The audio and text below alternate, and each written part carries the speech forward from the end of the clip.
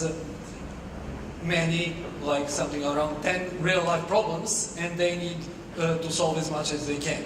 Many of them are MP-hard problems, open-ended, computer vision, and everything else. So, for example, we had a problem where, so back then, well, now also, many of us at MCS are crazy about chess, especially the backhouse chess when you play 2-on-2. So one of the problems was that you have an image of the chessboard with the pieces around it, but also you can have stuff around that table also. And you need to write a program that will find the configuration of that chessboard. We also had games that were last from the beginning of the competition to the end. One of the examples was the battleship. So basically you need to write a bot that moves the battleship. You can fire rockets to destroy the other battleships, and of course you need to write a program to avoid the rockets from the other battleships. The third bubble was BubbleBot. So that's something that we did as one-time thing.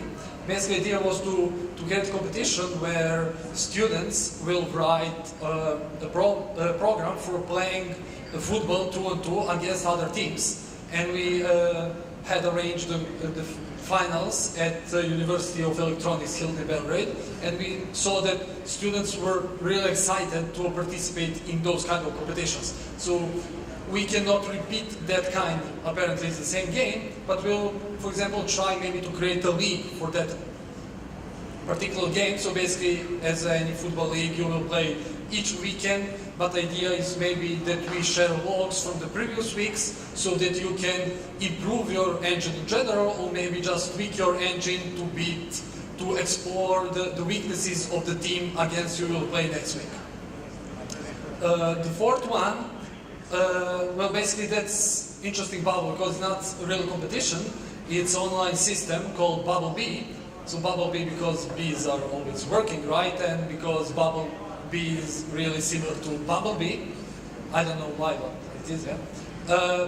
So idea was that we saw that the major problem in our IT community is basically that the folks who are starting to learning, they do not have very good material. So if you're an experienced competitor, you know some of stuff, then you'll have many online judges, many other notes from courses on faculty and everything else that you can learn. But if you're going to start and you want to start basically from scratch, you don't have any materials. So we wanted to create some system where we can share our knowledge, and basically because most of us in MCS are ex-competitors or also giving lectures for current competitors, so on and so forth. So we designed the course in order for help currently only for students in Serbia because it's not localized on any other language, but the idea is to help them on that first, the toughest steps that they need to make.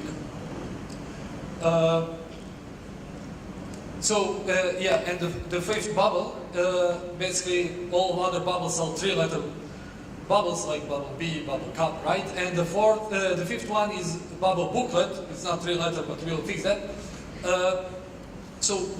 For that, so basically all the problems that you solved on qualification rounds and the final rounds, we want to write all the detailed solutions, so explaining the algorithms, not only just writing, okay, this is dynamic programming, let array T be like this and complexity this, but we also wanted to explain really approach and every step along the solving that problem, also giving other possibilities, other approaches, solutions for other complexity, and so on and so forth. And again, idea is very similar to other bubbles. So we want that everybody else who even not participated in the BubbleCup, that they can really learn from our experience. And also we wanted to include current BubbleCup contestants to that part. So the solutions for the finals are written by a scientific committee, but solutions for the qualification rounds are written by exactly you folks. So, so as Marko mentioned, we really want to give back to the community. So in this effort, not only we are also engaging with you folks to give back. Yeah, so that's currently our Bubble family. But if you have any other suggestions, we are very willing to talk to you after the presentation, but keep in mind that we are considering only three-letter bubbles. Thank you, Andreja.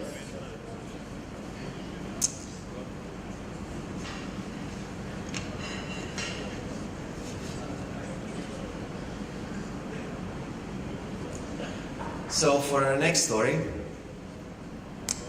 we'll talk about the amazing growth that BubbleCup has had.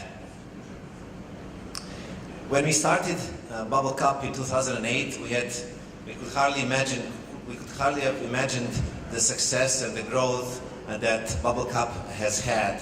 And actually, the number of you here and the diversity among you is a great testament to that as well. When we started, the BubbleCup8 was a local competition only in Serbia. Although don't get me wrong, at the time, depending on considering the budget and the objectives, we were actually proud of that. And the part we were really proud also was the diversity we had in terms of the attendance from different teams from different cities across Serbia. Serbia is usually a very centralized country, so it's great to see that diversity. We actually had about 30 teams that were qualifying, and we had 16 of them, the best ones, qualified for the finals in Belgrade. This year, we actually had 204 teams in qualifying, of which the 21 best teams are here, and that's you guys. So let's see who's going to be the loudest. I want to hear from Belarus. Okay, I guess this is disqualified. Croatia. Come on. Okay, it's not hard to beat that. Latvia. Here. Slightly better. Poland.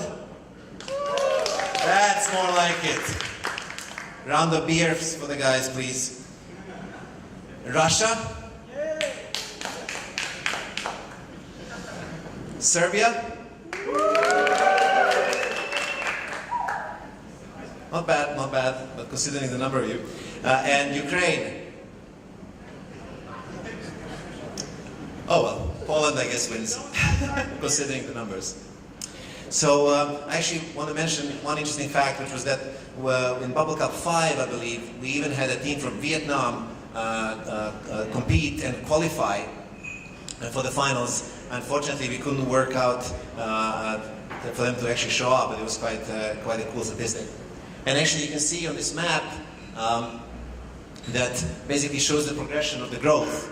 And in the first year, you see the red blob, which is Serbia, and then essentially over the years expanding to the local region, and then to sort of Europe plus, and then finally the impressive coverage. Although you can't see all the lines, but you get the idea. It's really across the globe.